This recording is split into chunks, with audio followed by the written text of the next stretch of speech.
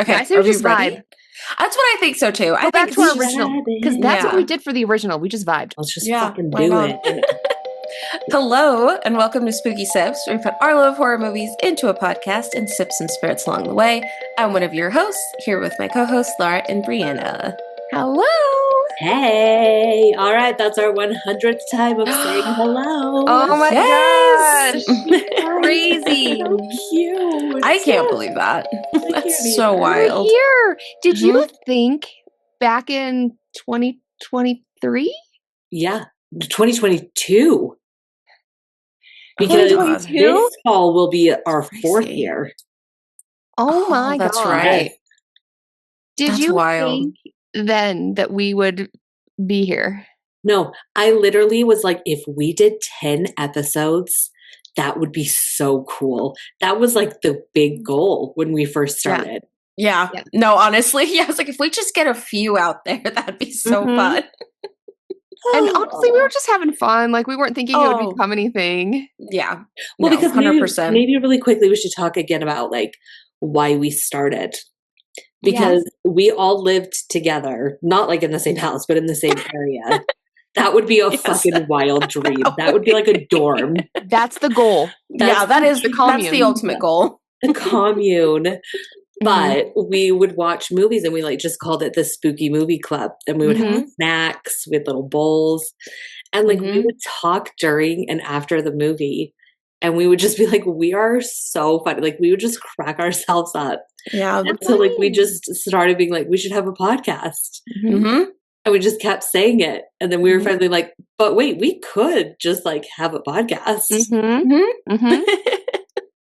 100 episodes later. 100 episodes later. Oh man. So yeah, we did Texas Chainsaw Massacre for our very first episode. And then we watched it again to see kind of what's different.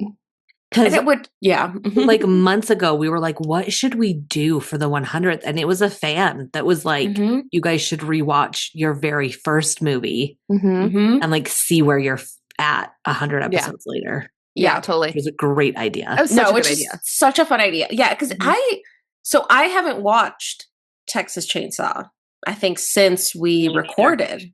I don't think me either. Same. Yeah. Yeah. So it was time for a rewatch. And we went to Vegas last summer and we did like the Universal Horror Unleashed thing, which was like haunted houses.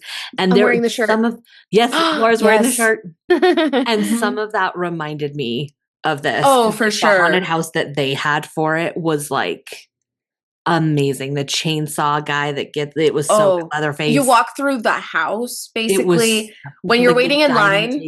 They have the scrolling text to go through. So that was a good reminder of the movie. Yes. Yeah. That was so good. All right, sippers. So before we get on with the rest of our episode, we have a very exciting little segment we're going to sneak in here. Our husbands got together and they surprised us as a congrats for our 100th episode with a cameo from none other than Edwin Neal. He played Nubbin Sawyer, aka the Hitchhiker. We hope you guys enjoyed as much as we did. Thank you again, guys, so much.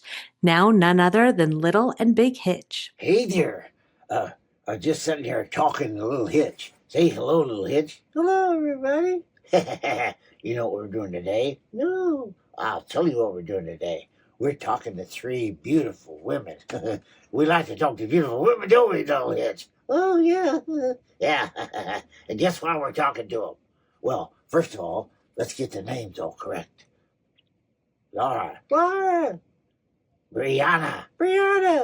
And Yvette. Yay! Don't hurt yourself there. What's the matter with you? Listen, the reason we're talking to them is they have a podcast. A really cool podcast. And do you know they have a really cool name for it? They've got one of the coolest names for a podcast that I've ever heard. Yay! The name... Did you hurt yourself? You okay? Okay. He's okay. He's all right. The name of their podcast is The Spooky Sip. Hey! Let's do it again. The Spooky Sip Podcast. Now, the wonderful thing about this is they've been so good at it. They've been doing so good. They've done 100 of them. 100 of them, little Hitch. Can you imagine? I can't imagine. You can't imagine, your brain did. Okay. Now, the really cool thing about doing 100 of these podcasts is that their very first podcast was the Texas Chainsaw Massacre. That's got it off to a good start, huh? Well, now, this shout out to these beautiful women. We better tell them who told us to do it, huh? Seems some naughty boys that you probably know. Jaden and Aaron and the naughtiest of them all, Matt. They said, you ought to give them girls a shout out and tell them how wonderful they are. Well, okay. We're wonderful. Listen, I hope you have a lot of fun with that podcast, and I hope you have some really cool people on there. Give me a shout out if you ever need anybody. We know all kinds of cool people, don't we? You could even talk to Little Hitch. Would you like to do a podcast? Oh, yeah. You could tell. Yeah, this is the Spooky Sip podcast. The last time you had spooky sips, you were down in Guanajuato with the Larondo twins. But that's another story. Listen, have a really, really great weekend coming up, and good luck with that podcast. Goodbye. So yeah, it was funny because I did listen to our re-release of the original, and there was no psych segment. No. I remember I thought when we first started, the original idea was that we would talk about the movie and reactions, and then Yvette and I, because Brianna's always been the editor. Right. But Yvette and I, we were going to alternate. One was going to do fun facts and one was going to do this time in history to kind of give some context to the movie. So we didn't do this time in history for our very first episode, though. No. And I'm the fun facts girl. There's no psych. I'm giving all the fun facts, which I do kind of miss that a little bit. It was fun. But it was just so very different. And we were kind of all over the place when talking about it. Like, we didn't follow the order. So the plan was always, hey, watch the movie and then listen to us. Yes. But I know some people don't do that. They just listen. Well, and even like our formulated recap, that took a few episodes to come together. It was more of just a random rehash. Yeah. I don't know if we took notes. I mean, I don't know. Maybe, Laura, you've been taking notes from the start. I have so many notebooks full of notes because I think for each movie I take 2 to 3 pages of notes. So if this is our 100th, that's 300 pages of notes I've written. That is wild. Yeah. I have 3 notebooks full. That's crazy. Amazing. But yeah, because of that, I think if you hadn't watched the movie for our first episode, you'd be like, what the hell are they talking about? Right. Because it doesn't really make sense if you haven't just recently seen it. I also noticed something different. Yvette, you do the intro and you say our names in a different order. I think now you say me and then Brianna, right? Yeah. Because that's how we say hi. And in the first episode, you say Brianna and then me. Oh, I mean, it is alphabetically correct that way. Yeah. I mean, we were also together, in person, right? So, it was probably you and you. Yes. Yeah. Isn't that funny? I love it. That's so funny. So yeah, at some point we added that this time in history, and then we got rid of that, and then we started doing a psych segment. Well, because I feel like we had this time where it was we did 4 movies that came out in 2001 or something, or it was it kept happening where we had movies that would come out in years that we've already done, and it was this isn't really adding as much to it. We're not. Totally. Psych is a much better thing to add. We found our groove. Yeah, we did. Yeah. Yeah. So I guess we can. Yeah, I feel like we should talk about this episode because it'll be a little different. Maybe calling back to our first episode. Exactly. We're going off vibes. Yes. This is going to be more of a conversation. Going back to Texas Chainsaw, we did rewatch it, but we're not going to do a full movie recap or maybe some fun facts, but not a full breakdown or anything like that. Yeah, I think we're just going to talk about like how it was watching it this time. So if you want to hear that, and even if you don't, I think you should just stop right now and go listen to our first episode. Do that and then come back and listen to this one because I think it'll be cute to like compare it. Yeah. That'll be so cute, honestly. Yeah. And then since we're not doing a full movie recap, as some of you may have seen, we wanted to do some dream analysis because that's another thing that we've started is if there's a dream in a movie, our Not So Dr. Laura does a dream analysis. So we wanted to hear from you guys. Like we wanted to hear from people. We wanted to hear your dreams. And yes, Laura has her complete book of dreams out. Book of dreams with all the tabs that I've marked. Yes. Beautiful. What a beautiful sight. So it's just going to be a vibes episode. Some dreams, some Texas Chainsaw, some looking back at the last 100. All right. So I thought for the Texas Chainsaw, we've already said we're not going to go through step by step, but we could talk about maybe some things of note this time around or things that like we didn't talk about in the first episode. And one thing that I felt like was wild, we didn't talk about, because we just went right into the deaths. We started talking about the deaths. We never even talked about like the scene of them. I mean, we alluded to it, but like the scene of them picking up the hitchhiker and the crazy stuff that went down in the van with the hitchhiker. We didn't even talk about that. That's such a good scene. Such a good. Let's skip right past it. It's because it was so uncomfortable that I think we were probably just like, no, that's okay. Because we said in the first episode, like, this group of 5 young adults found out their grandpa's grave had been robbed, and so they like go down to see if he's been affected. But so they're just on this like kind of road trip. It's really hot. They're in this van, and one of the friends who's the brother of the there's my cat. Well, Derek has to make an appearance. Yeah, Derek has to make an appearance. Absolutely. He's the brother of who ends up being the final girl. Like he's in a wheelchair and no seatbelts on anyone. No seats. No seats. Of course there were seatbelts.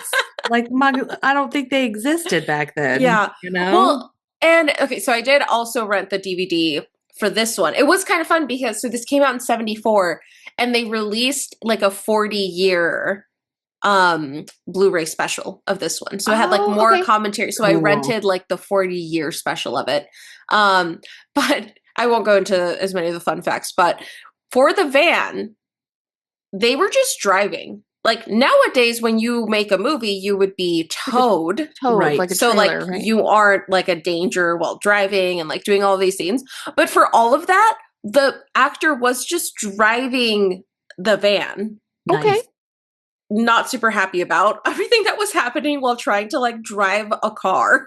Yeah, and just the wheelchair rolling around back there. Yeah, like, no, I mean, it was a different time. It was a different time. It was a different time.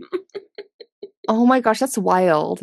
Because they show a scene where Franklin has to go to the bathroom and he so they like let him out and he goes to pee, but then he ends up like rolling down the hill or something. I know it's and it just sets you up to just be like, oh, this poor Franklin. I mean, we also said this in the first one. He was so annoying. Yeah. So you hate to say this, but also like ADA accommodations were not what they are now. No. So, he was just showing how outside of everything. Yeah. Yes. And showing how like they had to put him in the van. They just had these wooden boards that they would just set outside the van and then like push him up. It was not I know what they have now. It's wild. Yeah. Oh so yeah, they pick up the hitchhiker and he's just like such a character. Like you're just immediately like, I feel like he's unhinged. I don't know. You can just like feel it. Well, and I feel like when this movie came out, hitchhiking was still kind of a thing. Like it was. This had to have made people quit. This had to lead to a reduction in the number of hitchhikers that were picked up. But it was like actually a way of moving about the country. Like people hitchhiked. That's just what we did. Like I think we talked about this in a different episode, maybe not this one, where there's like some conspiracy theories where the government just wants to encourage like purchasing of gas Yeah, and public like transportation. consumerism and stuff. So like hitchhiking is actually very safe, but like they put all this propaganda of like, Right. oh, it's gonna kill you and whatever. This was just all part of the conspiracy, actually. Yep. I did like that there was one thing we didn't really talk about in the first one was where the one woman is very into horoscopes. Yes. And like she didn't say, now normally I say like Mercury's in the microwave or whatever, but she was Right. talking about Saturn is in retrograde. Yeah. And that means bad stuff's gonna go down. She was right. Yeah. Well, in the director's commentary, I think they asked him about the horoscopes, and he was like, "I just wanted to set up that it's going to be a bad day. I love Like it. that was just setting it up." Yeah, Which I love. That's a very perfect way to do that. But yeah, the hitchhiker's like he takes their picture and then he like burns it, and then he's just sitting in the van. He just like cuts his hand, and then he marks their van. Right. He also cuts the guy in the wheelchair. Oh, he does. Yeah. You're right. He cuts poor Franklin. Franklin, yeah. Poor Franklin. He was not having a good day. But that's just all stuff we didn't even talk about. Well, just glance right over. That's all right. We did the important stuff. Straight to the death. I will say, like, I did feel like watching it this time was a different experience because, like, I knew obviously a lot of what was coming, but like I also knew like I feel like when you talk about and like break apart a movie, when you go back and watch it again, it's like a completely different experience. So I did enjoy it, but I didn't feel like I was really like invested in watching it as much in the same way because like I had already seen it. We had already talked about it. I knew it was going to happen. So I think I didn't enjoy it quite as much this time. Oh, see, that's interesting because I feel like it had been long enough for me that I remembered most of it, but I honestly a lot of it was like kind of rewatching it. Like I enjoyed it. This next I did too because I feel like I was like, well, I don't have to talk about making sense of the timeline of anything, because we already did that, so I felt a little bit more relaxed. I did look through all my journals and like notebooks. Like I wanted to find my original notes, but I don't know that I even took them. Yeah, probably not. Yeah. Because now, like I said, I take notes for everything, but I was kind of sad because I wanted to see like how I took notes for then versus now. But well, and I feel like back then, like we may have recorded actually immediately after watching. I think we did, right? Like I think we watched it. It's like, all right, get the laptop. Whereas like now, even if we do watch it like all together, we will take like some time, like 30 minutes to do like research research time and do some research and like take notes. Whereas like I feel like on that first one, I was like, all right, let's record. I think that is how we did it. Absolutely. No, totally. Yeah. Totally. So yeah, like we talked about it the first episode, but again, the standout thing for me, the first part of the movie was Franklin's sausage. I know that he was eating, and we talked about like this is a very like vegetarian agenda. Like this is an anti-meat, pro-vegetarian movie. Absolutely, you won't look at it the same. Yeah, and like him eating that sausage was. Oh, it's just holding it in his mouth. Like it was just like dangling, like a little flaccidy, a little very gross. So gross. Terrible. Yeah. Yeah, I think the scene that like I just remember being like, I don't remember it being this long, was like towards the end, like when he's like they're trying to make the old man hold the hammer. Oh, that took so long. Over the bucket. And I was like, it was like 45 attempts. I was like, oh my, I don't remember this part being so long. Yeah. Like they just keep trying to get him to do it. And her scream is amazing. Oh, she's screaming for so long. So long. In this movie. So long. So my husband also joined for Texas Chainsaw. He did have a good joke when this came on. So, they give the grandpa like the hammer and, he just like lets go of it, like falls. And Matt was like, oh man, get that guy into Congress. Like,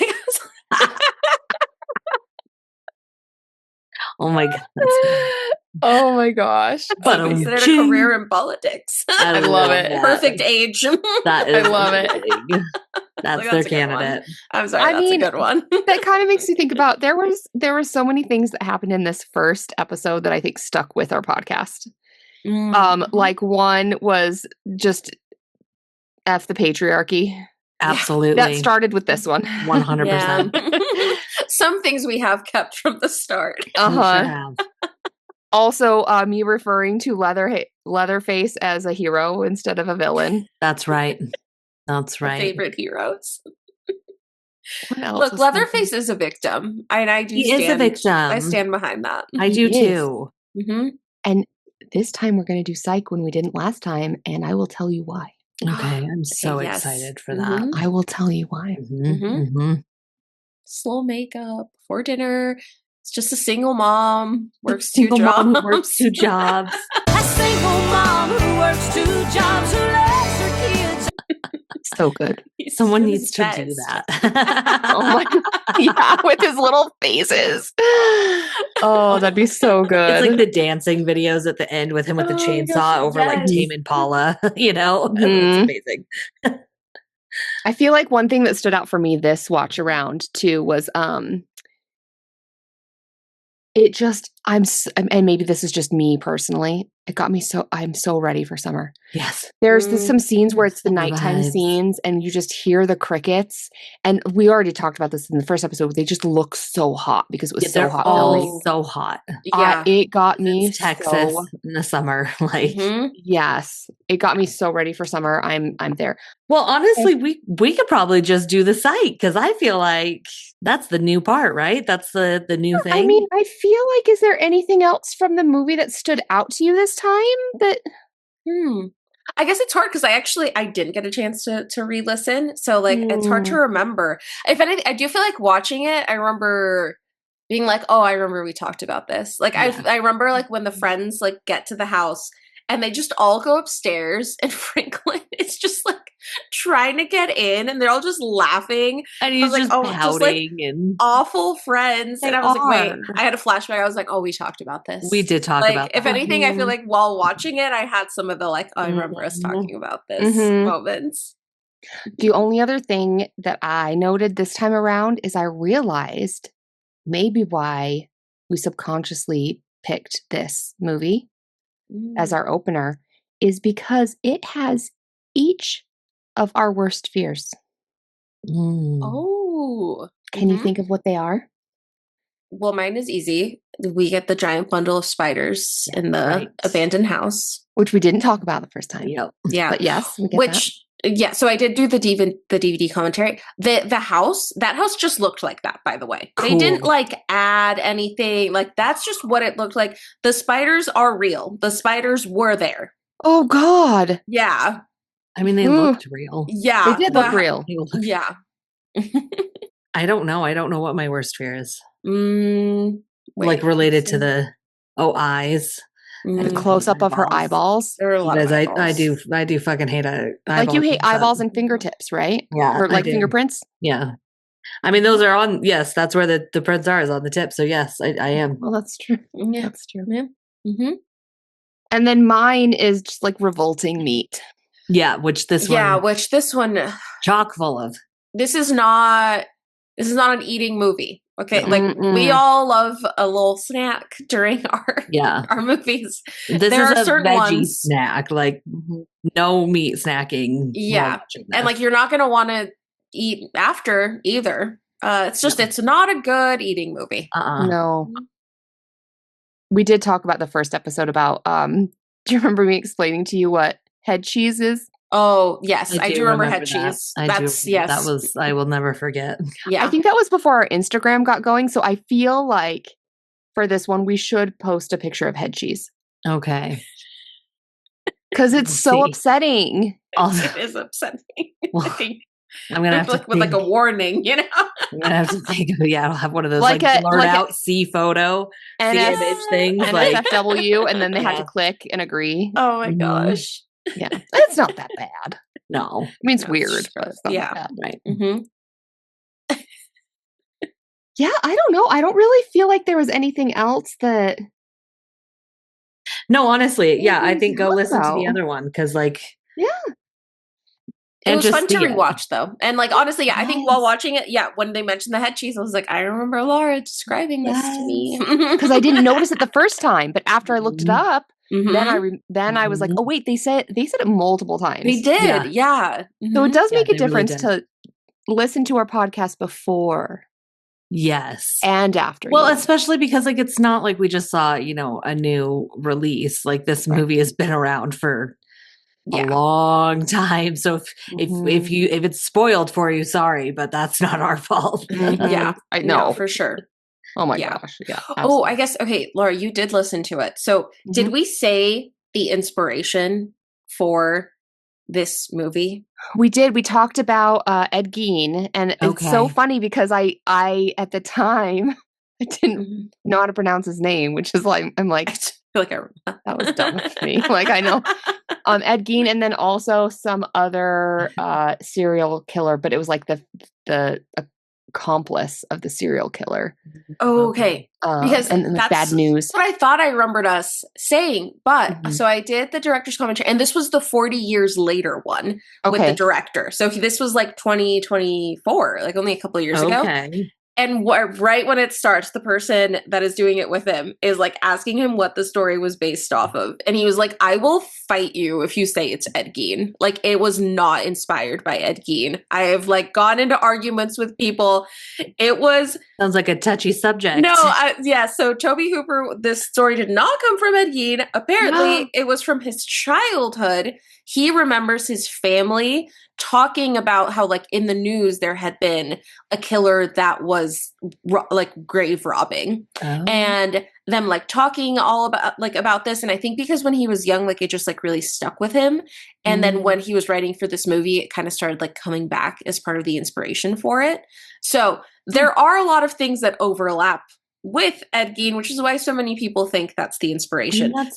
But he was very clear in the 40 years later director's commentary that was not the inspiration. Isn't that funny how, like, when I looked it up, like, they were saying there was multiple inspirations, but that was one of them. Right. Which is a fair connection. But like, what's kind of fun is this movie is so old, but that was the 40-year celebration. So this director's commentary wasn't out when we recorded that first episode. Oh, cool. Yeah. Right. Like, can only correct it now. Oh my God. So we what is the thing that journalists do? They have to write a retraction. Oh yeah, retraction. We retract our statement. Formally apologize. No, it was the first thing in my notes from the commentary. Just him being like, no. And I'll fight you. Like, I'm sorry. I argued with well, if he's listening to this, we apologize. I apologize. Your formal retraction and redo, okay? We're sorry. But yeah, like, it's just such a classic movie. It was so good. It was fun to watch again. And I think that's part of why we chose it, because we were like, let's just start with like such a classic that people are like, that's what I think of when I hear of a horror genre. Yeah, absolutely. For sure. Yeah, since we didn't do psych before, I'm ready to get into it if y'all are ready to hear it. I mean, honestly, I think we need to, because I will say, of all the movies not to have a psych segment for, this one needs it. I know. There's a lot of issues here to break down. You know the drill, but just in case, remember, she is not a real doctor, and that's okay, because this was not a real Ed Gein serial killer. Don't ever say that. Don't say that. Don't even say Ed Gein's name. I said he's not. No, I know. He's not. If you're out there, I'm sorry. I'm so sorry. Yes. So take it away, not so Dr. Lara. Okay, so it's really funny because this was the episode where I made the Freudian slip. And again, we weren't doing psych, but I made the Freudian slip of calling Leatherface our favorite horror movie. I said hero. I meant villain. I mean, were you wrong? No. All these years later, what's our opinion? I don't think you were wrong. No, I think you stand behind He's an icon. He's a diva, okay? Yeah, so here's my psych. In that, I don't think he's the villain. No. I think he's the victim. And I'm going to explain this to you. Let's hear it. Through the context of this was a big part of one of my classes. I forget if it was undergrad or grad or both, of the family systems theory, FST. So this is a way of approaching individuals with like really problematic behaviors, like Leatherface, murdering people with a chainsaw. Just a bit. But it's this framework that it views families as this interconnected, like emotional ecosystem, and not just like this, like there's a bunch of individuals all like living in the same house. Okay. It's not that you're all individuals like doing your own thing in the house. Like you influence one another back and forth, and it creates this own ecosystem. Yeah, that makes sense. So Leatherface's behavior, it's not necessarily like just from him and his issue, but it is formed from this broader network of relationships with the family and the context of how he's grown up. So it's not what's wrong with Leatherface. It's like, how did his family dynamic lead him and then maintain who he is in this movie? Interesting. So in really like messed up families, like I wrote this down, but then I didn't actually write it down. I looked it up, I didn't write it down. There is a last name for the family. Oh, there is. It's I lost it. But in this family, all of these very, very unhealthy behaviors become normalized. Sawyer? Oh, I think so, because that sounds wrong to me. But I remember thinking it sounded wrong. Or Hewitt? No. Sawyer. It might be Sawyer. Maybe. I don't know. Because in the credits, none of them they're saying have the Slaughter family. They're calling names. I think it was Sawyer. That's what I think I was getting. So they have this very unhealthy pattern of behaviors, but their family ecosystem, it resists change at all costs.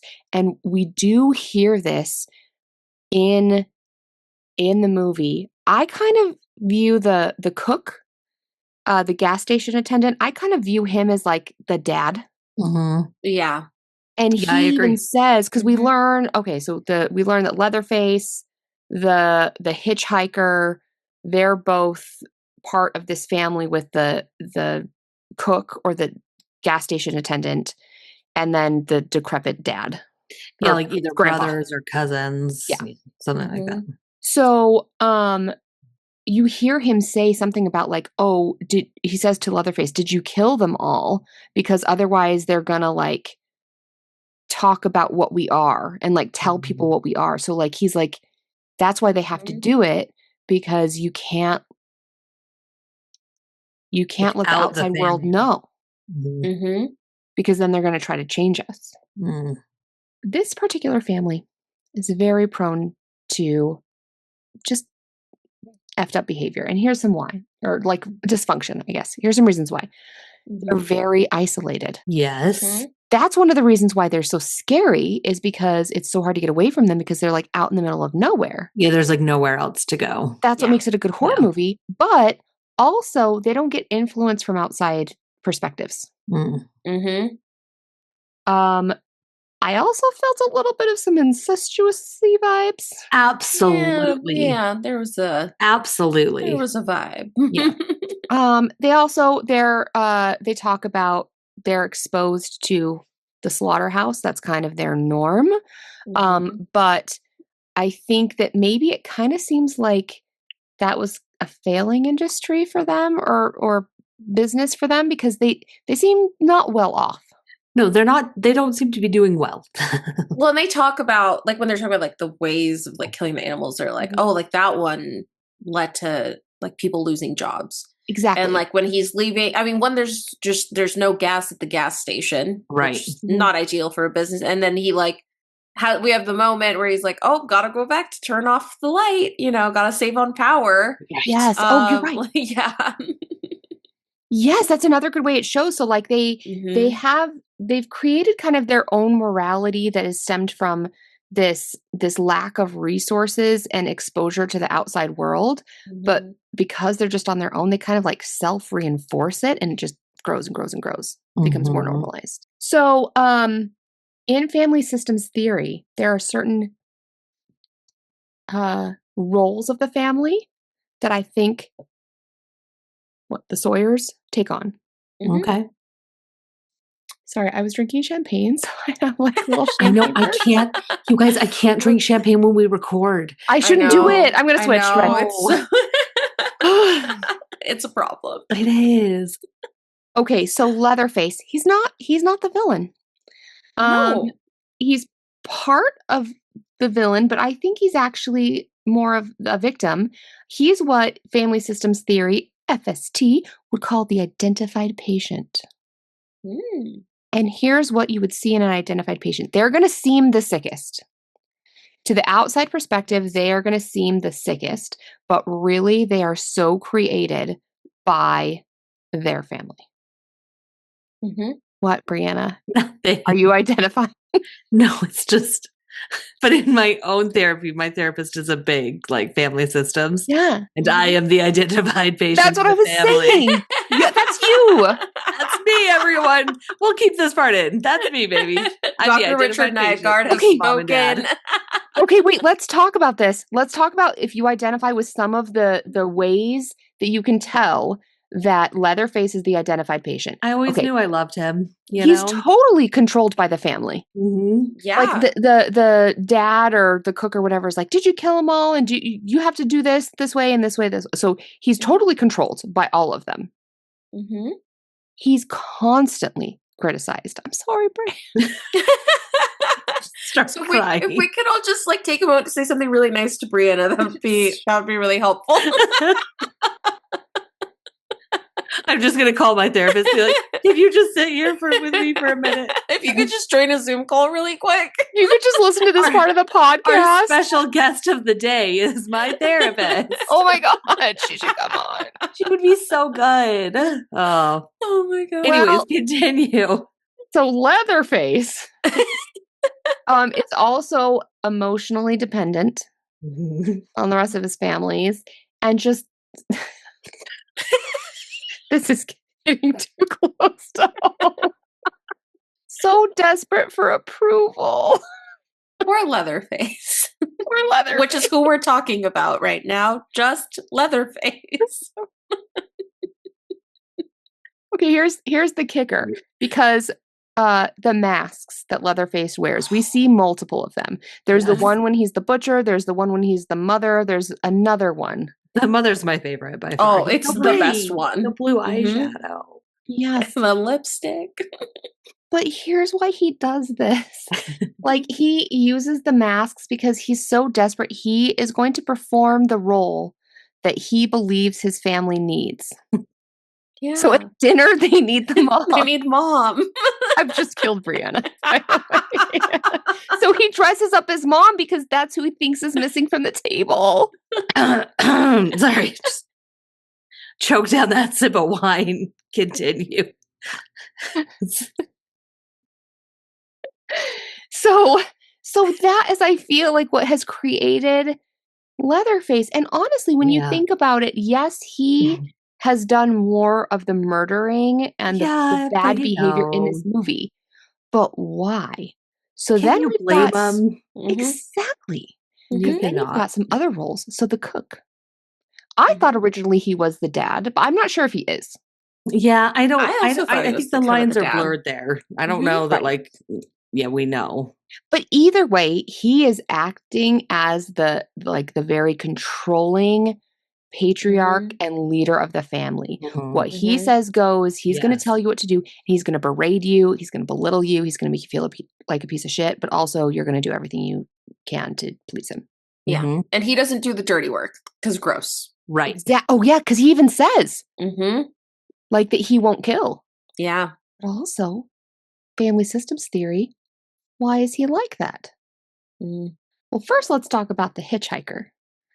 Okay. I think he plays the role of this out of control, rebellious child.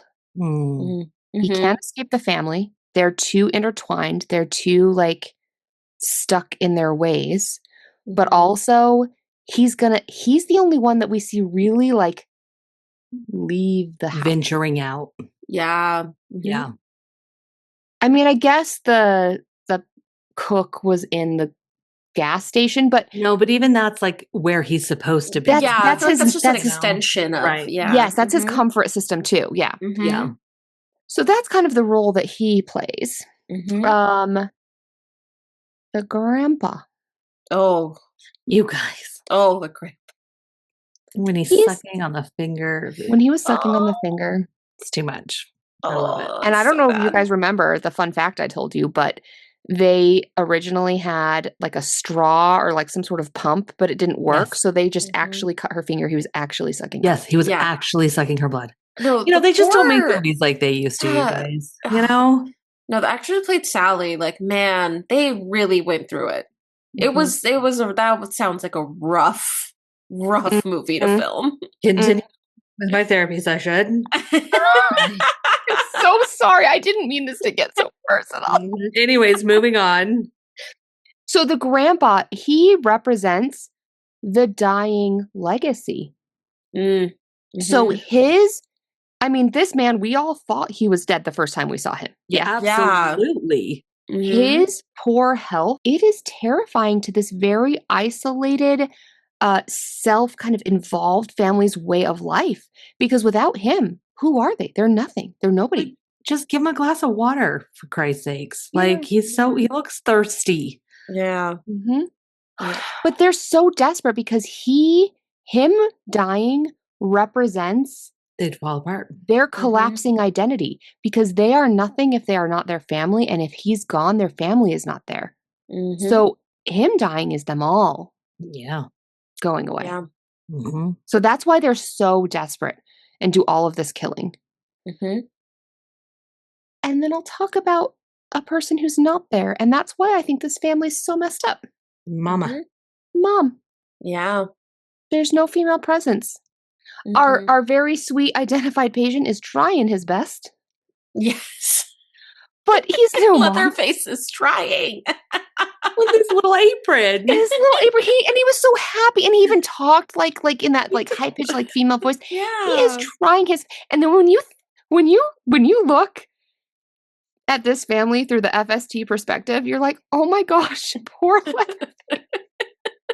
Because he's a victim. So No, there's that again. The rewatch you get so much, but like there's that scene where like the other teens, like break in, and he's just like freaking out, like staring out the window, just like face head in like hands, and it was like his day is just not going well. It was a bad He's day. It was a doing bad day. his best. He is single mom. Single Just works mom, 2 Works- jobs. yes, never stops. I've never related with a villain more in my life. We're just doing our best, you But know. no, it's like it's this self-fulfilling kind of like festering bad dynamic. And honestly, again, we're going back to our roots, back to episode 1. F the patriarchy, it's because there's no healthy woman to be like, Yes. guys, Get your shit together, knock it you off. guys. Come on. What if we just don't do any of this? Yeah, let's not. There is Shall no we? need. Mhm. So I think really that's kind of how you should approach the family, the Sawyers, I love Yeah. this. Leatherface, I Mhm. love this analysis. poor Yeah. babies. Yeah. And everyone one's just say touching one nice one thing to Brianna. Yeah, everybody in the comments section say something nice about Brianna.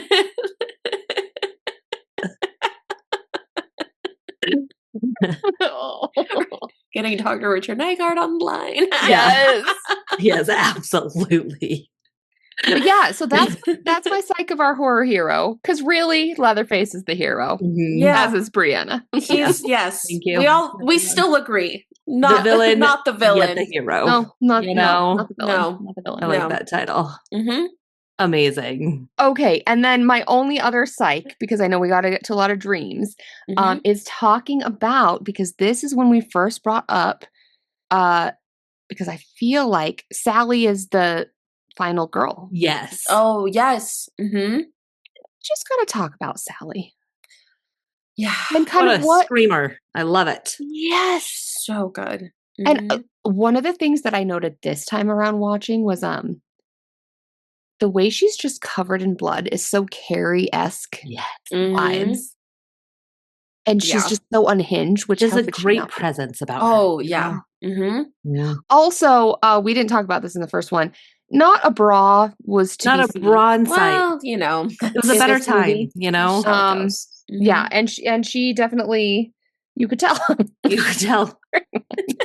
There was a lot to be admired, you know? Yeah. Human body, it should not be, F the patriarchy. And just like Once her again. last scene is one of the most iconic final scenes where she's just in the back of the truck and she's just covered in blood and she's just screaming and she can't breathe. And then the scream kind of slowly turns into a laugh, like a maniacal laugh. And the poor guy driving is like, like, you know, such a good scene. It's so good. No, her performance in this, like, and it sounds like it was just an awful time to film. And like I believe it, man. Yes. You could just see it. Like she jumped out of windows. She had fingers sucked off. She went through a lot.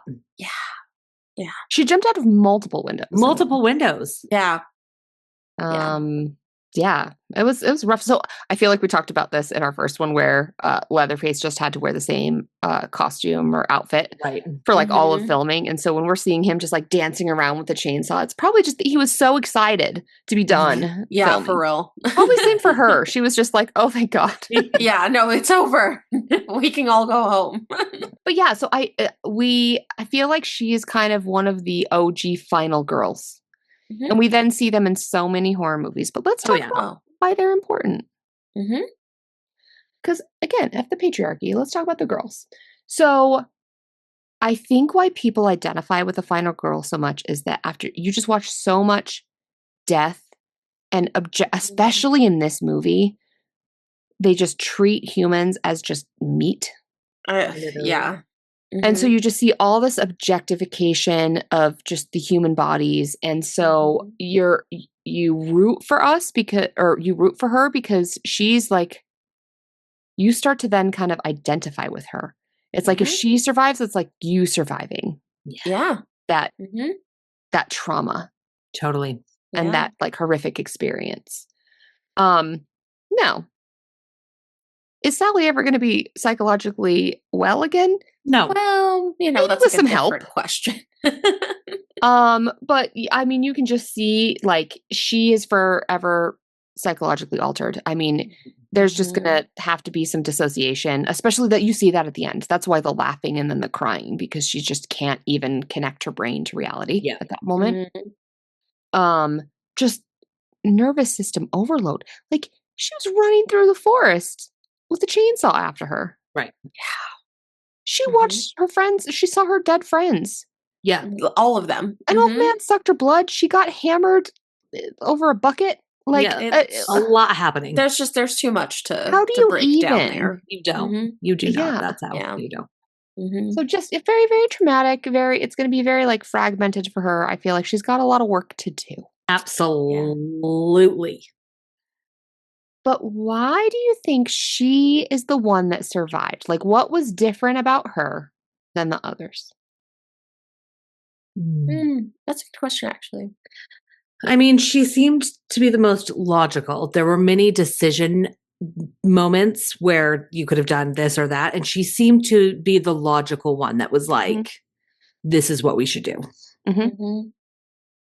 I agree. I think that she also showed us like in scenes in the van and then in other times where she was a little bit more observant and like self-aware. Like she was aware of what was going on. Totally. Yeah. I also think she was adaptable under stress. That's not saying the others weren't, but she was able to like, can you imagine? No, you probably can't. But like you're in this crazy family where this corpse sucks on your finger and then hammers you over a bucket. And then you still are able to be like, oh, wait, I have a second of being free. I'm going to yeet myself out the window and go. Right. No, yeah. Because I think a lot of people would just shut down. And Shut down. Just be like, Mhm. okay, we're done here. Absolutely. Mm-hmm. But so she had that, she was able to like kind of adapt Tenacity. her behavior. Mm-hmm. And this is kind of a horror movie trope. Speaking of final girls, they always talk about like in Scream, if you have, as soon as you have sex, then you're going to be killed. Yes. Oh, that's a big one for sure. That is a big one. But why is that? Maybe it like you're distracted. Oh, Weren't thinking okay. how you should be, you know. Okay. Your thoughts are elsewhere. Yes, I can see that. That is fair, especially in movies. Yeah. Yes. Well, and I think also maybe those who, in the face of being hunted by like killers, instead of just like, you know, impulsively being like, yeah, I'm horny, let's have sex, they are more emotionally mature Yes. and they're more like restricted. They're not as impulsive. There is Like- also like the patriarchal concept of like the virgin that I think Yes. also plays a part where it's like, oh, you're more pure. Mhm. Yeah. Fucking For sure. men, you know? Mhm. Right.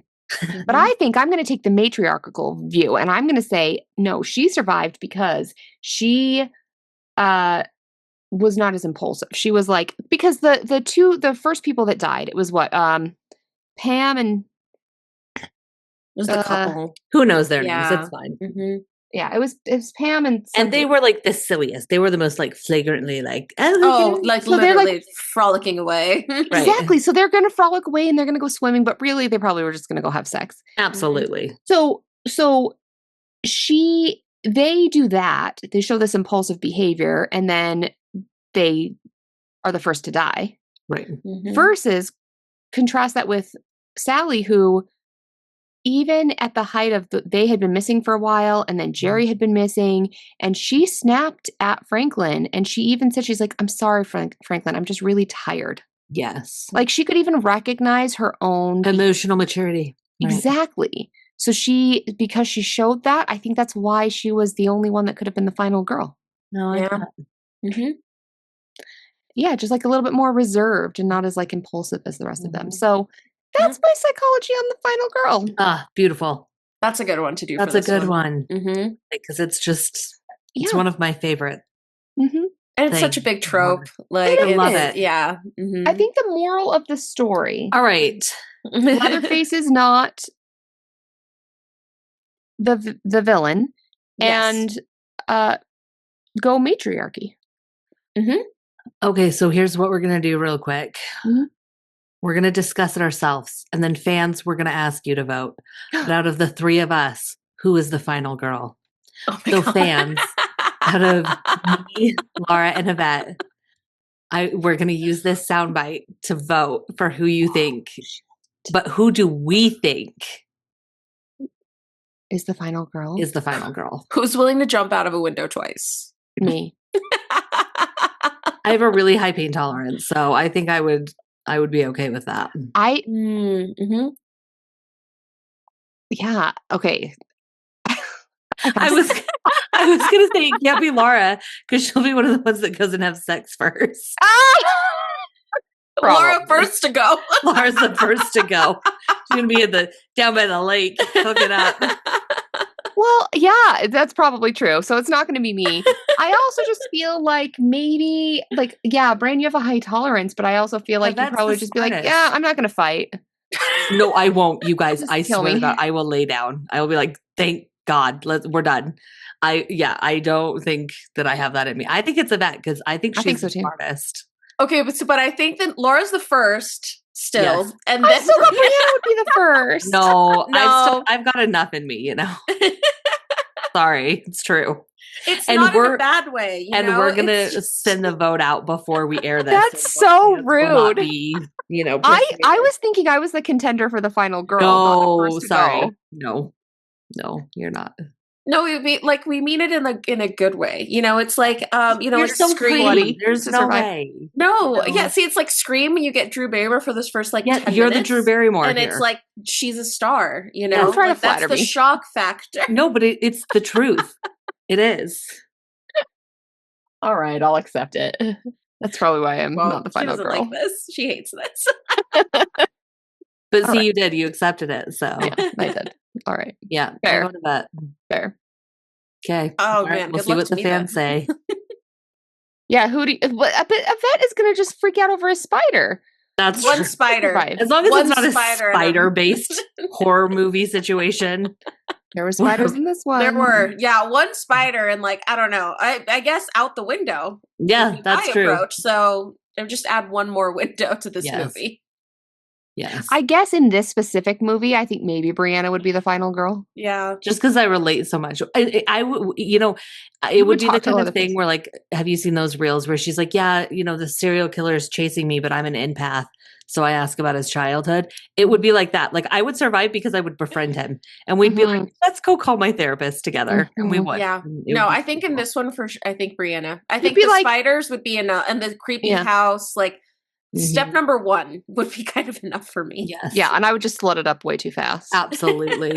All right, so this one we're gonna go me out Okay. first, then Laura Then running to Laura. the frolicking out, and then Brianna. I like this. Final girl. Okay. For this one. I like It that. depends on the movie. Yeah, It does depend on the movie does. ending. Mhm. Yeah, It really does. absolutely. Love it. It's great. All right. Well, we decided to do something different this time. So we're going to talk about dreams, you guys. We asked a lot of our fans to send in their dreams, and our Not So Dr. Lara has analyzed them for your viewing and listening pleasure. I'm so And excited for there these. are some good dreams here. I feel like we need a dream sound. A dream Yes. like- Oh my gosh. Yes. I don't know what that was. And you know, if we do this and you're like, wow, I should have sent them a dream, then I don't know, just send it to us anyway. And Do it. maybe No, do we'll it just anyway. this again. I We will will always do it. totally do it again. Mhm. Absolutely. All right. First dream. This dream comes from M. We're just gonna use letters. And if you send us your dream and you're like want us to use your name or whatever, you can just tell us. But we didn't do that this time. So we're just gonna do letters. So here's the message from M. I can almost never remember my dreams, but a few years ago, I had this dream that was so vivid and so funny that I immediately told people about it and remembered it to this day. In this dream, some world-ending apocalyptic event happened that ended all human civilization. But the twist is that this event turned all humans into rats. So I and like my whole family were all turned into rat versions of themselves. And we all looked like ourselves, like we were rats. Same hairstyle, facial features, etc. We were all living in this giant, half-destroyed concrete and steel skyscraper that had been reclaimed by nature and vegetation. Think like Planet of the Apes. And because all previous humans were new to being rats, we were all going through rat school. So the OG rats were teaching us new rats how to rat correctly. So we were all in rat school, and the class for the day was rat interior decorating. Apparently, rats are very particular about how they decorate their spaces. This particular lesson was about vases. And the rat teacher was really drilling us about the difference between vases for containment, intended to hold objects like flowers or something like that, and vases for display, which should never be used to hold other objects and are purely meant to stand on their own as decorative pieces. We had to correctly categorize like a dozen vases, and we were all working in this like college science lab to figure out which category each vase belonged to. But we were all pretty happy about it, even though rat school was quite rigorous. But we were all actually kind of happy to have like become rats. Oh. I love this I dream love this so dream much. so much. It's like a happy post-apocalyptic. Everyone's a rat. I love this dream so much, and I am familiar with M, and so I'm curious about where they were at this point in their life. Mm-hmm. So first, what I'm going to do is I'm going to tell you what some individual things in this dream could represent, and then I'm going to pull it all together. Okay, I'm so excited. Rats can symbolize betrayal, criticism, and desertion. Interesting. And this is from my dream book. Many of these are from my dream book. School is, if you're dreaming that you're in school, it's usually a sign that you need some new intellectual challenges. The building in this case, because I feel like it's kind of like this industrial factory building, it represents your work, your employment. The vase, the vases, especially since they're different, that's representing either your personality traits and or your emotions. And the happiness that like we're all in this together, that we look the same, we're still ourselves, but we've all just like morphed together, that represents resilience despite change. So here's what I think is going on in M's situation. And this is why I'm curious where M was at with their job situation in life at this time. This is what's going on with him. You are contemplating a job change, but you wonder if this is going to be seen as a betrayal. Even though you're worried that that's how it's going to be seen, like you're deserting, you're betraying, it's needed because you are craving intellectual challenges that you are not currently getting at your job, which currently, and this is kind of what we get from the building, your current job is distancing you from your natural self. That's why, like, after you've left it, the vegetation is kind of seeping into the building. So you're debating between following your emotions of like being worried and like thinking that it's a bad thing to leave your job and being scared, or following your personality traits of desiring success and fulfillment in your career. But there's a positive spin on this dream that you feel confident and supported by your family and friends that are going to remain with you through this big change. And with them, rats can also represent being resilient. So with them, you are going to be resilient no matter what. That's so sweet. That's I like love that. yeah. So that's what's going on with M's dream. Oh, I love this dream so much. Yeah. It's such a good dream. And I feel like it seems like kind of random, but then when you like put the individual parts. No, yeah. And this is why there's another M who submits another dream. And I feel like their dream, again, I kind of want to know what was going on in their world at the time because I think it makes a big difference. But without knowing the context, that's what I'm going to say. Oh, okay. I love that. I love dream analysis. Me too. Should we do the other M? So let's do other M. Let's do other M's. Yeah. Are we ready? Yeah, this is a good one, I think, too. Okay, and I have to say, I have not read these because I didn't go and look. So this is live time, you guys. Here we go. All right, so from M, the other M. I used to have this recurring dream when I was younger that I was wandering around an abandoned water park. Think Six Flags type of vibe. I would be looking around with my dad, and usually it would start out that we would go to the very top of the water slide and slowly crawl down the slide since no water was running at this time. We'd see your typical abandoned water park sites, dead grass and saw strewn about, candy and chip wrappers floating through the air. We'd look around for a while and eventually hear the popping and zapping of electricity coming from a dark, rundown shed. Curious and concerned about the source of the noise, we'd creep closer to the sound. The closer we got, we started to see the purple hue of lightning outlining the cracks of the door to the shed and voices vehemently arguing back and forth. Slinking around the back, we'd look through a hole in the back and see 3 large cyclops standing around a table, holding down a child and pointing a cone device toward their face. Whoa! They were pressing a button and shooting a purple ray of energy into their face. Once the smoke cleared from the shed, they'd let go of the child to stand up from the table, and when they turned around, they would be a cyclops. They'd lead the child away to a separate room where we could hear more children who had been turned.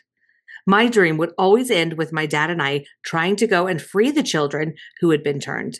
He would get captured and I'd escape, and I'd always snuck back to try and free him and have to watch as he got turned into a cyclops before I could intervene. Oh, damn. That's an amazing dream. Okay. M and M, they both really create a story. Like, I see these dreams. I did too. I do too. Like, like liminal space.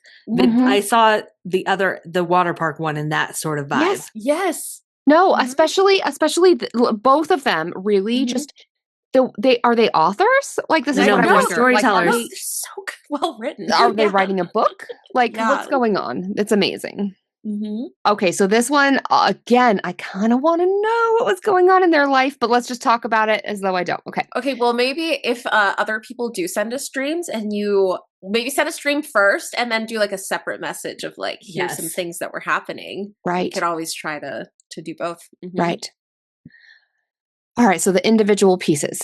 The color purple, because we talk about color psychology all the time. Purple can represent authority, majesty, the law. But a lot of times when you're dreaming about purple, there's a question on, should you be more humble in this situation, or should you develop more self-confidence? And if you're dreaming about your dad, that might be that you're dreaming about authority or traits that you inherit from your parents. Cyclops / monster. What's really interesting about this one, and we'll get to this after I kind of do the analysis, you should turn and face your monster. We maybe have talked about this before. Oh. Not only should you turn and face your monster, but on page 33, I didn't even realize, I've read this book or looked at this book so many times. It's not just topics and then they'll tell you what they could mean. There's strategies for confronting your dream and changing it. And we'll talk about that. We'll talk about what this other M should have done or should do now if this dream comes back. Okay. So a water park. Is kind of like a fair. The fair was kind of what was in my dream book. That can indicate that there's possibilities in life that you're facing. Since this is a water park specifically, we've talked about water represents emotions. Like these emotional possibilities that you're facing. A lightning zap.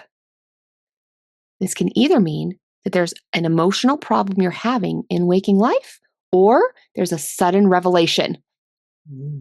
Trash is about rejection and worthlessness. If you dream about an argument, this is probably about a dispute or a difficult decision you're having in real life. But what's important to remember is who won. So like in this M's dream, it seems kind of like the Cyclopses win. The monsters sounds win. like it. Yeah. But it's funny because I actually feel a lot of hope from this dream, even though it doesn't seem it at first. But if you dream about escape, this is either about relief or sadness. So maybe this is that a phase in your life is now over, but what's your reaction to it? The slide in the water park, this is kind of showing that something that was once fun in your life has lost some joy. And a Cyclops, specifically, it's a monster with narrowed vision. Because there's only one eye. Right. I love that these are in the dream book. I know. Yeah. I know. Actually, that one I came up with. The Cyclops one. The monster in general, about facing it, that's from the book. With the Cyclops, I'm just thinking your vision. No, that's a very reasonable deduction. So this dream is about growing up. At the time that this dream was happening, this M, the dad was their protector. But they need to develop more confidence in their ability to handle things independently.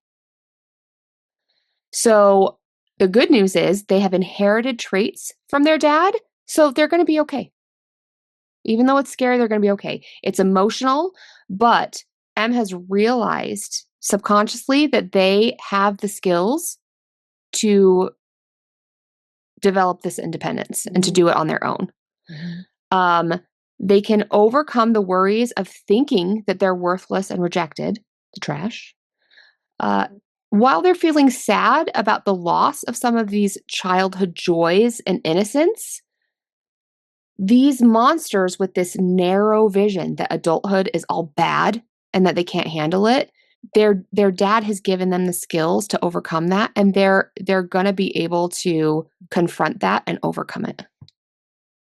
This is what this dream means. Interesting. It's actually kind of positive. It's a very positive. It seems sad. Hopeful. Yeah. It is. Well, and it's sad because, and there's another dream that got submitted that seems a little sad because it does happen like during childhood, and it's about this change. But also it is really positive because change is sad. It's hard to like cope with, but at the same time, it can actually end up being really positive, and M's going to be okay. Yeah, I like this. Their dad has given them what they want. Very helpful. This is not going to take long. Can I talk about the strategy for confronting a monster in a dream? Well, they said it was recurring, so I don't know if recurring. It's still, yeah. So if it's still happening, here's the deal. If you dream of a monster, you need to confront it in your dream and ask it what it is trying to tell you. Because monsters, that's scary. I don't know if I want to know. But here's the thing. They're actually not scary. Usually it's like telling you to correct like a path you're on, or actually even confirming what you're doing. It seems scary, but again, kind of like these dreams, they seem bad, but really confront it. So you should ask your dreams for help in this situation if there's a recurring monster, and you can ask them to explain themselves. It sounds strange and ridiculous, but remember, you are the source of your dreams. And there's no reason why you shouldn't remind yourself that the messages your dreams are giving are too abstract. Like, you need it to be more concrete. So what you can do is you can, before you go to sleep, you've had the dream the night before, the next night you go to sleep and remind yourself that was too abstract.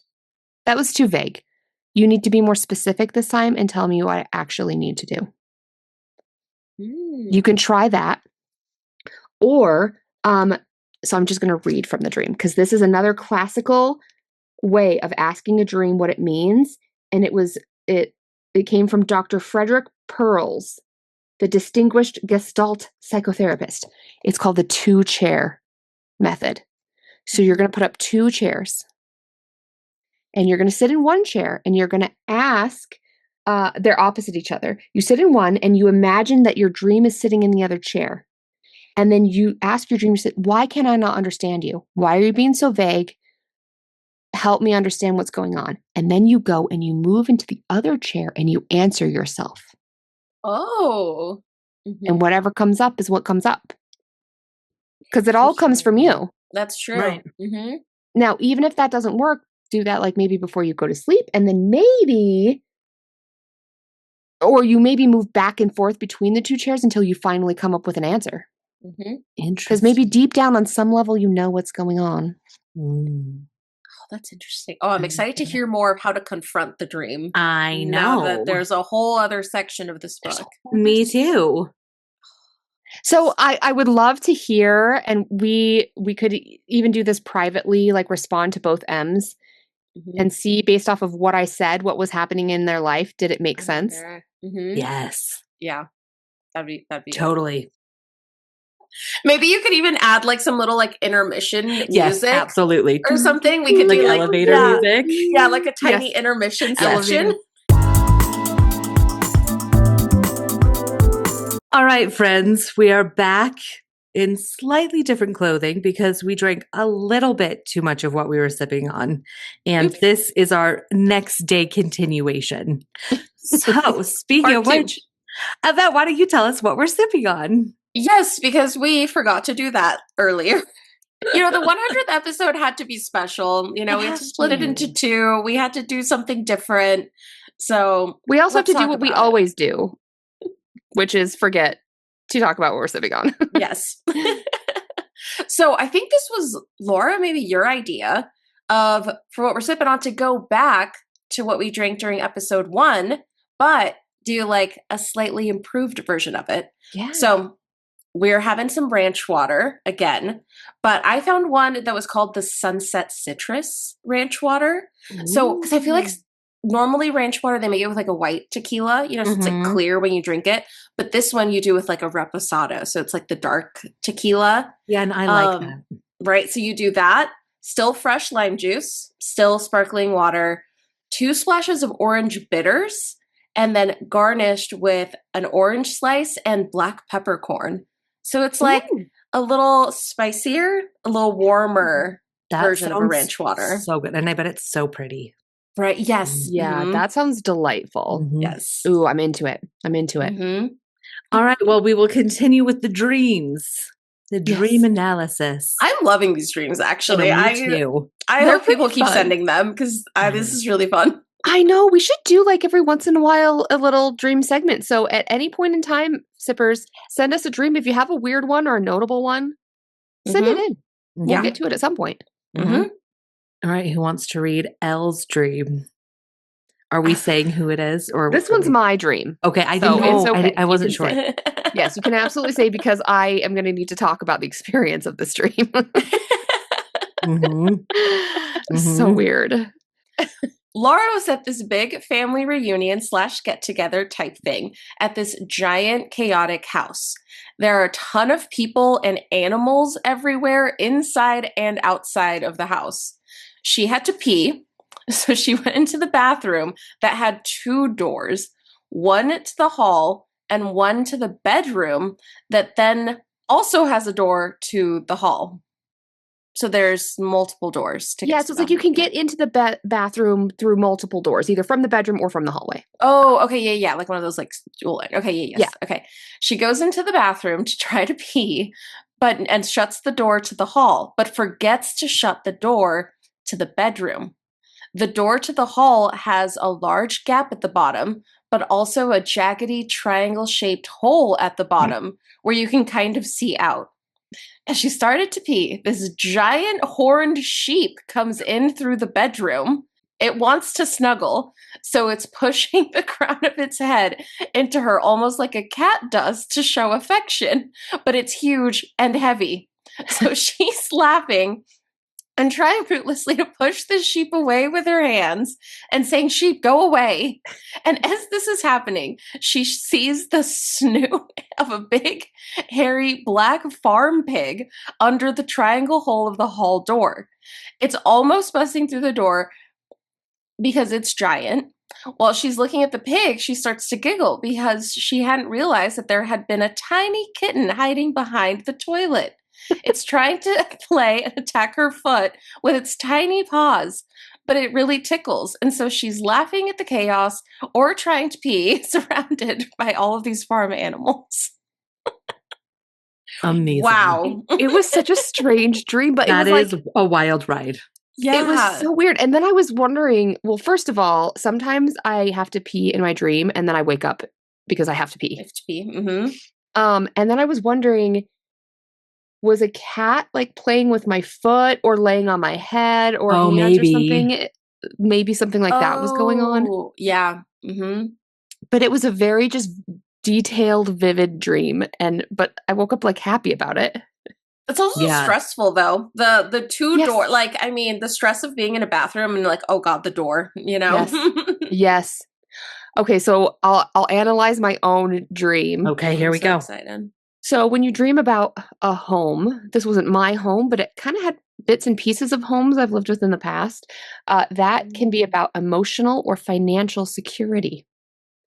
It can also be about having nostalgia for the past, which can teach you how to relate to your current or future life.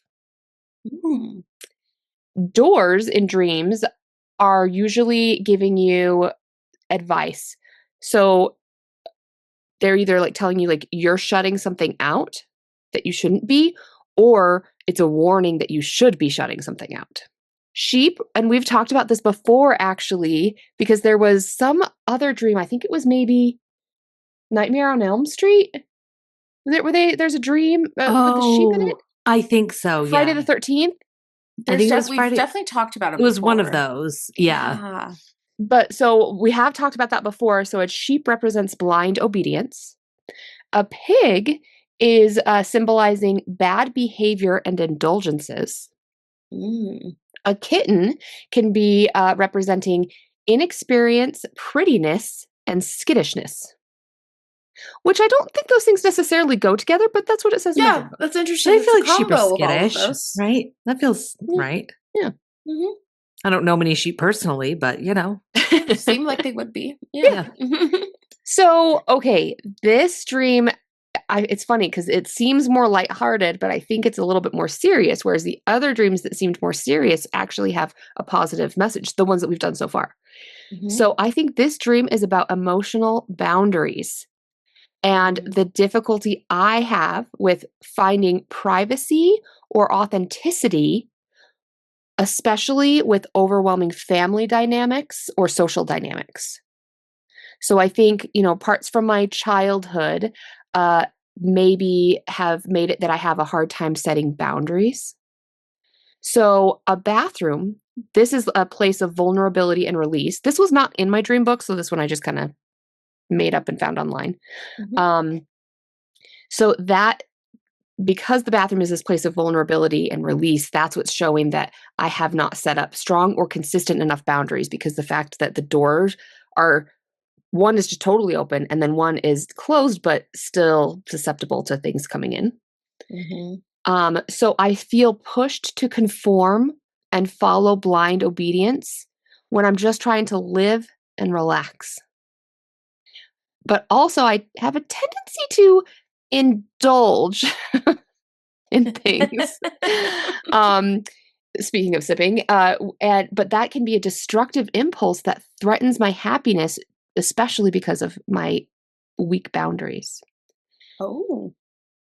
But my innocent and inexperienced child side is still trying to let itself out and bring joy to my life despite the chaos that's trying to, that I'm just currently living in.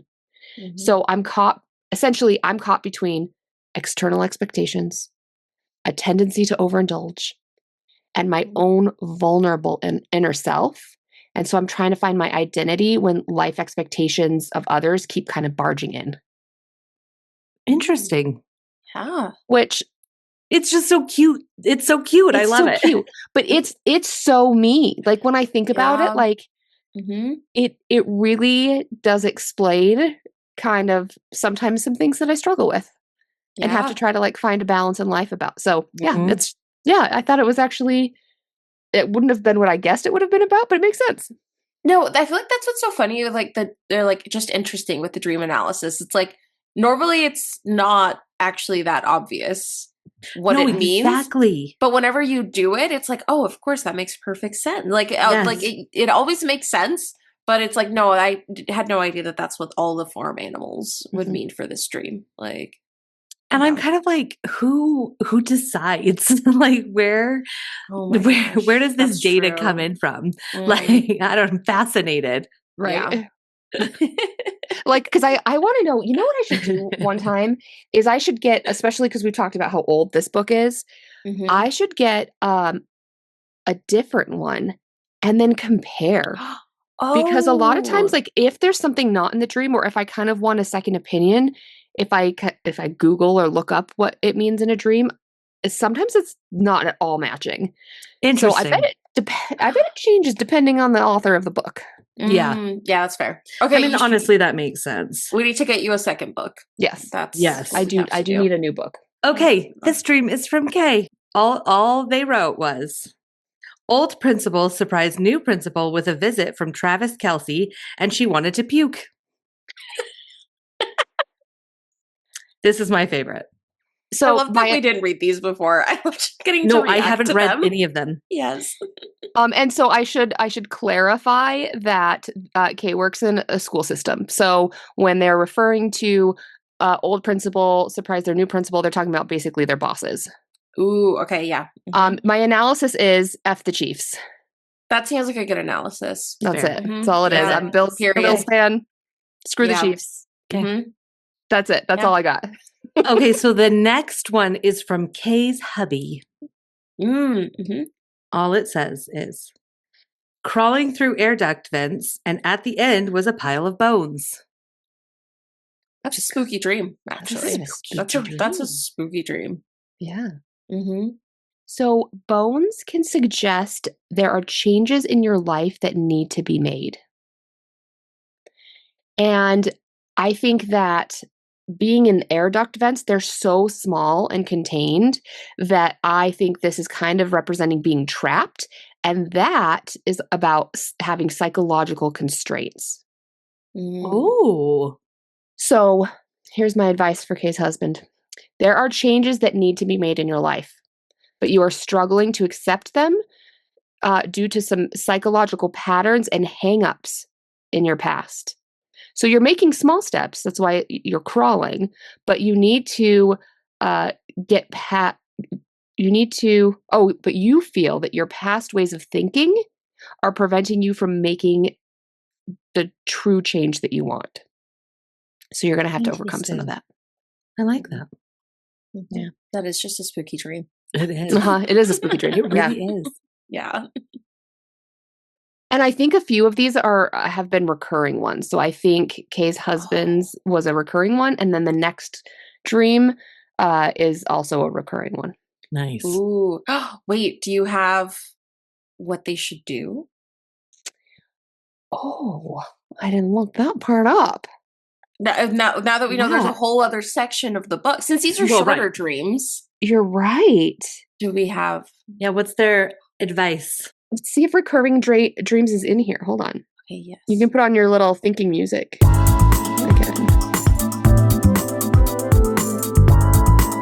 Okay. I'm ready. Okay, let's hear.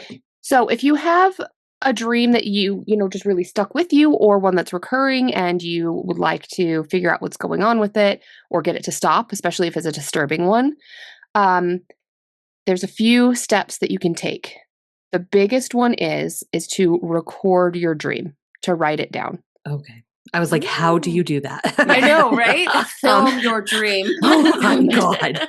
No. Record it like one day notes. the technology will exist. I bet it will. I believe it. Honestly. That would be so cool. Getting to see people's dreams. But also horrifying, because sometimes I'm like, I don't want to remember. No, that's fair. Dreams. Yeah. Yeah, maybe there's a reason we forget most of them, Right? Totally. I mean, there is a reason our brains are designed to have us forget, because otherwise we would get confused about reality and stuff like that. Yeah, makes sense. So to try to analyze your own dream, the suggestion of this book is to have a dream diary. And so when you wake up and when you first have the dream, just take emotions out of it, but just write down every detail about the dream that you can on the left-hand side of a notebook. Mm-hmm. Okay. And then write down not just what you see, but also how you felt about certain things, if those come up, and then also what the things were doing. So, not just like individual symbols, but like what action are they taking? How are they moving? What's going on? So then once you have your kind of dream diary in front of you and you read it through the left-hand side, try to get in as a relaxed state as you can. And on the right-hand side, write down what comes up. You could write down your emotion now thinking of it. You could write down what you suspect it might be about. Or you could write down what the individual components based off of like a book like this mean, and then what your feelings and thoughts are about that. Oh. But it's important to know that the dream came from your brain. So even if it doesn't feel like you or you don't understand it, just reassure yourself that somewhere in you is an understanding of what this dream means. So you just got to give it time. Mm-hmm. It's saying that a lot of times, like, you'll go to do this and nothing will come up and you'll just end up with a blank piece of paper, and that's okay. Keep doing it. Yeah. Keep trying. Mm-hmm. And again, you want to write down what feelings come up for you as you do this, and just like what you think it could be about, and then see if that changes the dream going forward, because it might. Yeah.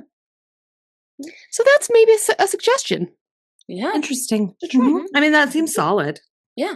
Because we also have the other suggestion that came up, which might be a good thing to recommend to our next dream that's coming up. But if you're dreaming about specifically monsters, and this could be, like devils, animals, actual, like, monsters, bad guys, confront it. Mm-hmm. Confront it and ask it what it wants. All right, well, should we go to the next one? Yes. Okay, this is also a short one. This is from S, who had a dream about swimming in murky water with sharks.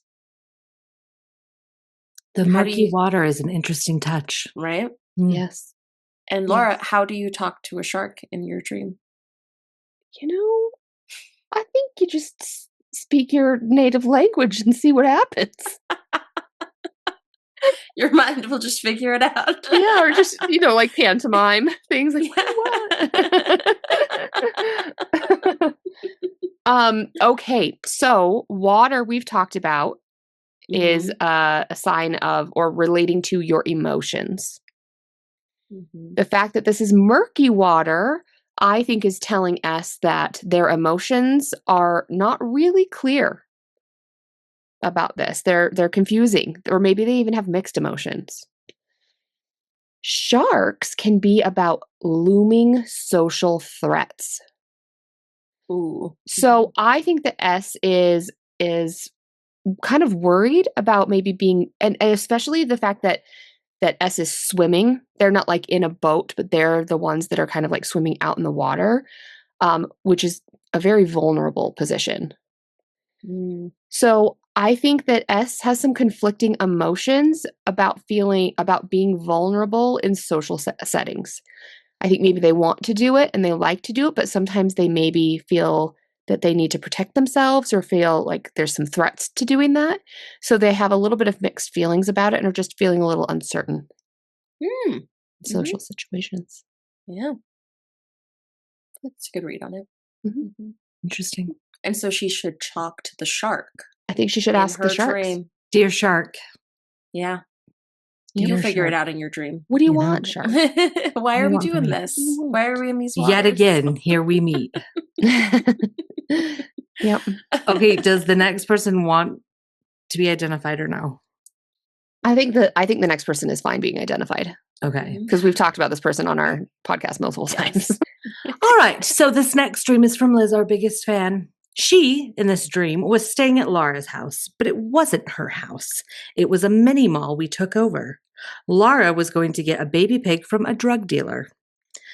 I parked the car badly because she was drunk, so I had to go repark it and left Laura's husband with the drug dealer / pig seller.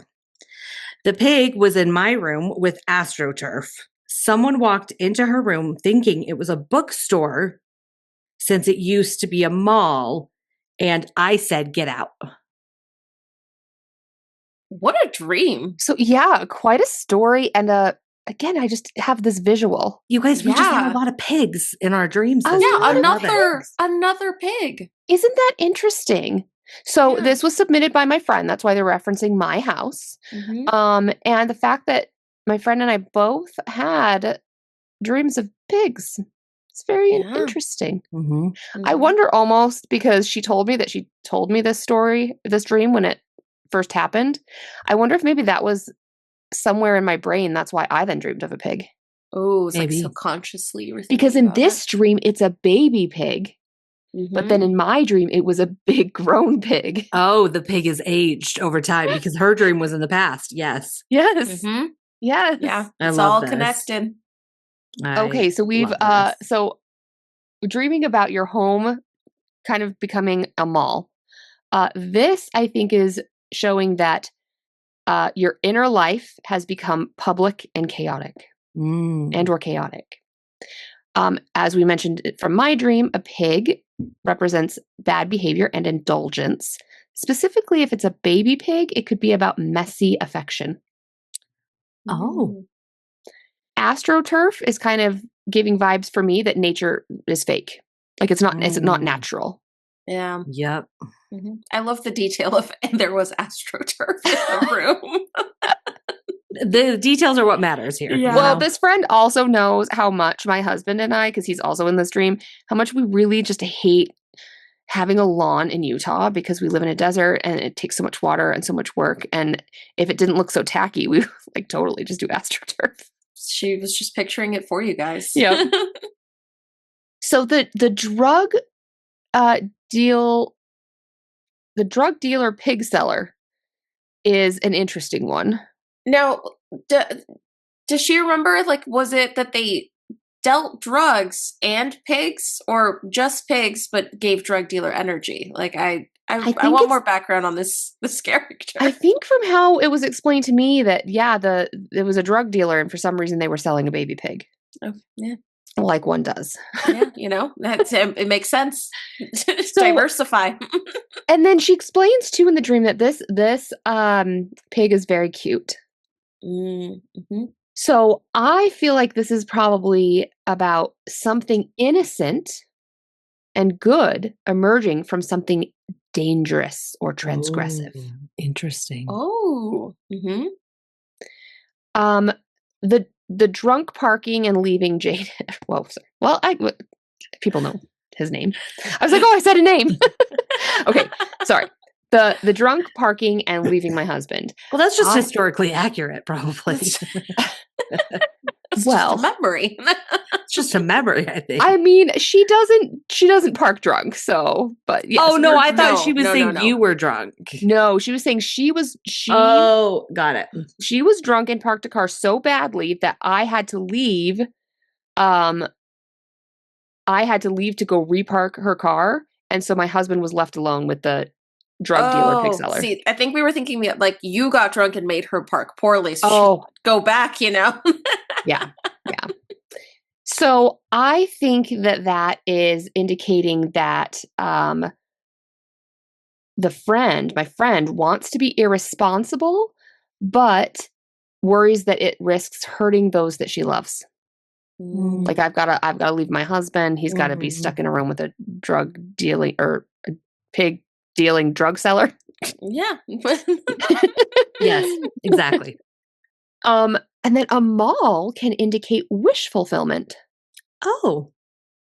Mm-hmm. I like that. I'm going to put this all into the context of our podcast. Oh my gosh, yes. There we go. This person is our biggest fan. Mm-hmm. So she is worried about how popular Spooky Sips is getting. Oh my God. Her fear is that this the love and affection from our fans might be messy and inauthentic. Mm-hmm. And that like our private lives are becoming public. So despite this fear, though, she believes that good will eventually be the result of our podcast endeavors. Yes. Even if the unfamiliar nature of it is scary at first. The price of fame, we're experiencing it. Mm-hmm. And then personally, she feels that she is just in her own life being irresponsible right now, and that risks hurting those she loves. But she remains hopeful that our friend group, all of us, our dreams and wishes for the future will be fulfilled. Interesting. So in this case, we are the tiny, adorable little pig? Yes. That's what you're saying? You guys. I love that. That's so cute, Liz. So that's what I think that's about. So sweet. Love this for us. How do we make this about us, actually? Yeah, how do we make this about us? Okay, I can read the next one. I think we're almost done. Okay. The next one is from G. Okay. So when I was in 8th grade and my family and I were in Italy for vacation, we were at an Airbnb. And that night, when I went to bed, I dreamt that there was a zombie apocalypse at my elementary school, and I had to team up with Batman and Robin to fight them. Then we were part of the resistance. Batman died, and then I woke up in a small Airbnb bed. It was crazy. That is crazy. That is a wild one. I am loving these dreams so much. They're all so different. No, I love unique. them so I much. love it. Mm-hmm. So, as the dream book kind of mentions, it's important to not just think about the individual components of the dream. Think about when they happened and how the person felt about them. Mm-hmm. So, what sticks out to me about this is that G was in the 8th grade. Mm-hmm. And that is a time of a lot of change. Oh, you are 8th grade is like 7th, 8th grade, middle school. It's exactly right when you're not an adult yet, but you're not a kid anymore. You're kind of in this limbo. Yes. Mm-hmm. So I think that G is worried that their childhood is over at this point in time. And that they know they need to take on a new adult identity and grow up. They are resisting that, but ultimately they, like within this dream, even though they've resisted it in the past, they ultimately decide that they're going to accept this new part of their life, this new step in their life. And that's why Batman, which is this symbol of an adult hero, that's why he dies. So that G can take over that role of being the adult hero in their own life. Oh, interesting. Yeah. I like that. You can be your own adult hero. So I like that. Again, it seems sad that Batman dies, but I really think that's so because G is realizing, you know what? It's okay that I'm growing up and I'm ready. Like I've resisted it for a while, but I'm ready.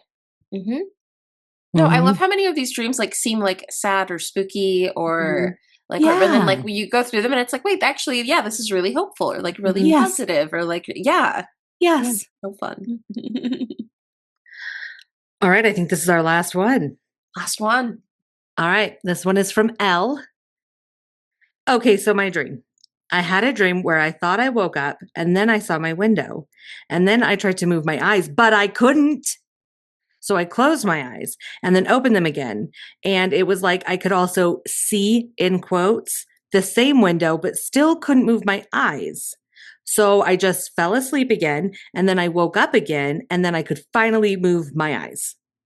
Essentially, I couldn't move my eyes. I thought I was awake. So this dream kind of makes me think of the dream paralysis dreams that we've talked about that I've had. Because I've had them. That sounds exactly like it. Because it's basically like L is kind of awake, but also not awake. Totally.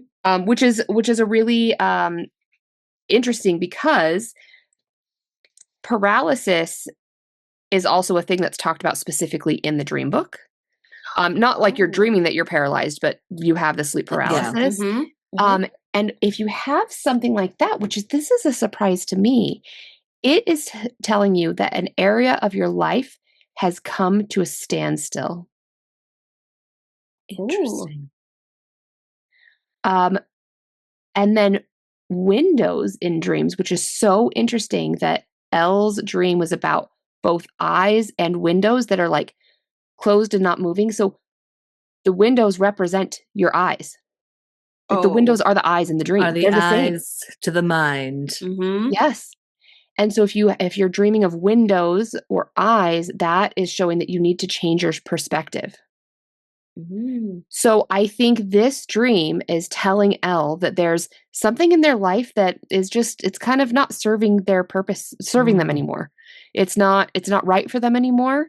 It's come to this standstill and they have to change how their perspective and how they're thinking of it so that they can move on from it and improve their life. Oh, I think essentially is what this dream means. Okay, I like that. Yeah, interesting. Yeah, I had no idea that's what sleep paralysis could mean. That's interesting. Yeah. So scary.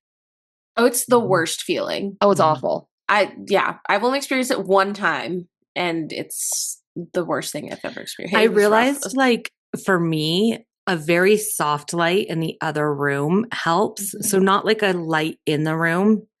But then also I can't have any of the doors open or a little open. If my closet door is cracked open, I am going to have sleep paralysis and there will be someone standing in the door. Yeah. So it helps me if I do those little things, it helps it not happen as much. Yeah. No, the one time I had it, I saw, this shadow come out of my closet. And so now before I go to bed, I close that closet every night. I'm like, no chance. Not doing that again. I love it. Because have we talked about, because I had a recurring sleep paralysis. We did. Yes, Mhm. because So we've talked about that. we did, think because so. it's Mhm. fascinating. Yeah, and it followed me. Like it would be in different places, and so it didn't So matter weird. if there was light or dark in the room or what was Right. there. Yeah, It, that's like- just for me that works. Right. Yeah. Like, Mhm. No, totally. But that's interesting. It changes kind of based off of the person. you guys, Yeah. I'm so glad that we did this. This I was so know. much fun. And honestly, if you have a dream and you're like, I want you guys to do it, just send it in and we'll include it.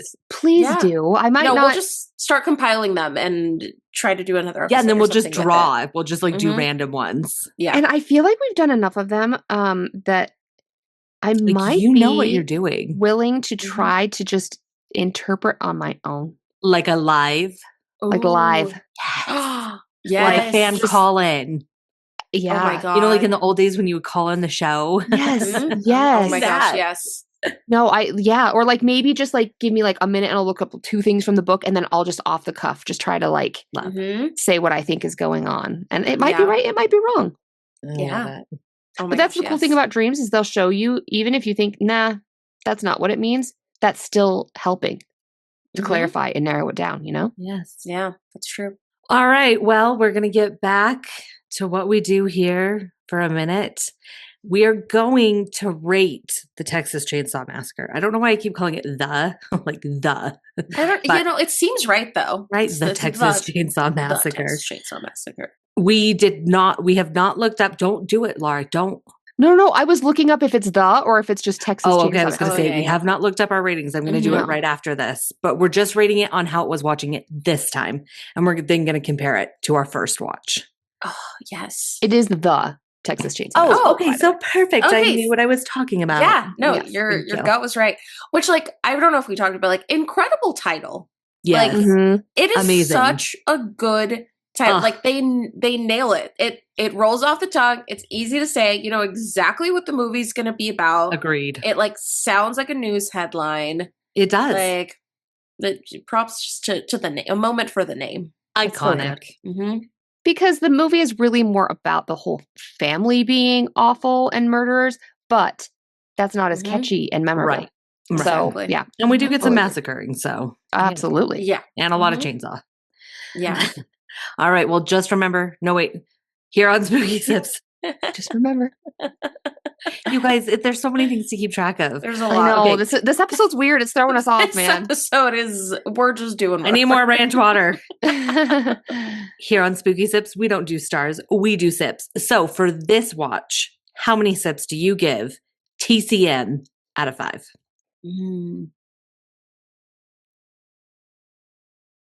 I'm going to go first. I didn't love it as much.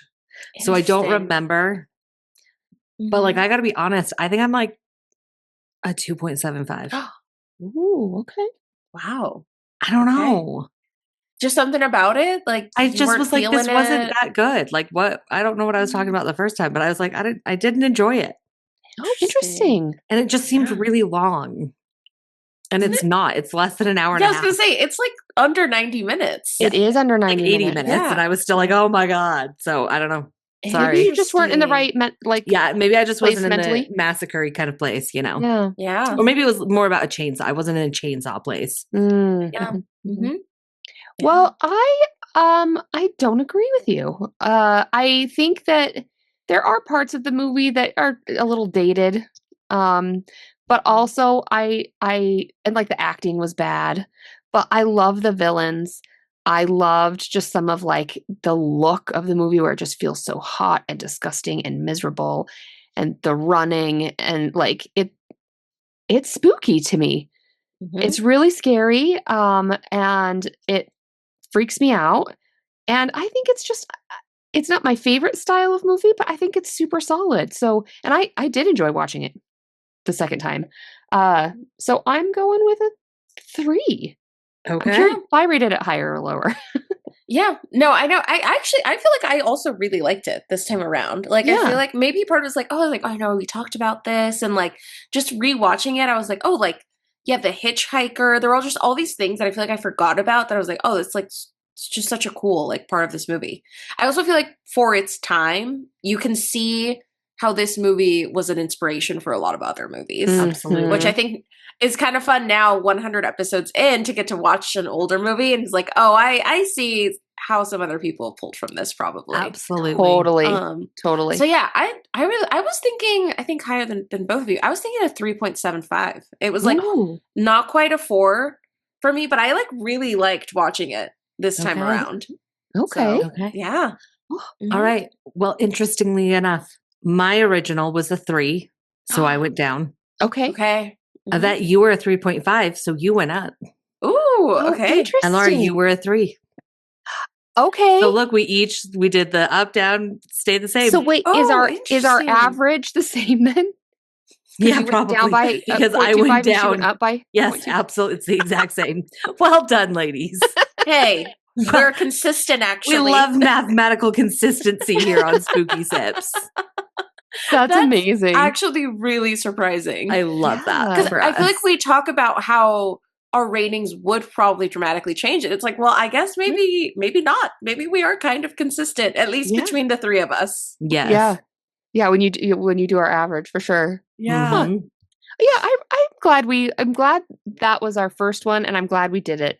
Revisit. Mm-hmm. Me too. Yes. Yeah, it was worth it. I agree. Mm-hmm. Oh, you guys. I know. 100 is the memories. wild. I feel like we need a montage reel, Oh my gosh, yes. We I gotta work on Get that. the montage. We love a montage here on Spooky Sips. No, and it's so cool to me that some people listen and enjoy, and that I know just, we have fans. Yeah, that blows me away. That aren't related to us. No, yeah, that's the craziest feeling. I'm like, wait, I don't know this. Does anyone know this person? I know. Yeah. So thanks to all of our listeners out there. Yes, thank you to all of you that listen to us. Yeah. Awesome. And ramble. Yes. On and on. Yes. 100 episodes later. Yep. All right. Well, next time on Spooky Sips, did we decide, are we doing Backrooms and then we're doing Alien? Mm-hmm. Okay. I knew that. Okay. I just wanted to make sure. Yeah. All right. So next time on Spooky Sips, we are going to the theaters and we are watching Backrooms.